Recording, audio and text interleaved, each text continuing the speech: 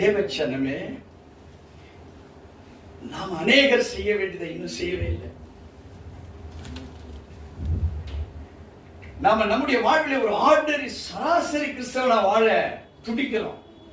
நான் கிறிஸ்தவன் சொல்றோம், நம்ம பேரை சொல்றோம், வெளியே இந்த சபைக்கு போறேன்னு சொல்றோம், திருவந்து எடுத்தேன்னு சொல்றோம்.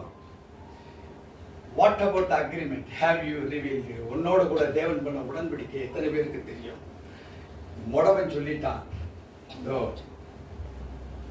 இதோ இவர்தான் எனக்கு இந்த சர்வாங்க சுகத்தை, இயேசுவை பத்தியும் சொல்லி கொடுத்தாரு, இயேசு அனுப்பின ஃபெய்த்தை பத்தியும் சொல்லி கொடுத்தாரு.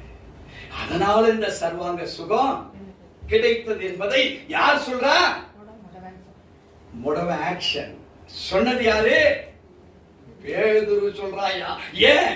பேதுருவோடு தான் இந்த agreement பிரகடனப்படுத்தப்பட்டிருந்தது. On behalf of that lamed man, சுகம் பெற்ற அந்த முடவனுக்காக பேசுறது யாரு? Why? The agreement God made with him. He reveals that. அது பிரகடனப்படுத்துகிறார். தேவச்சனமே, why we are called to receive the factor of agreement between God and me. எதற்காக அழைக்கப்பட்டிருக்கிறீங்க? To receive the agreement what God has with you.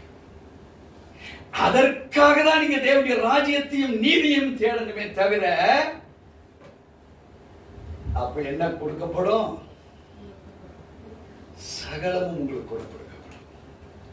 So நம்ம வாழ்வை இன்றிலிருந்து not with every nonsense, இந்த மண்டையில தேவையானதை தவிர எதையும் உள்ளே ஏற்றிட்டு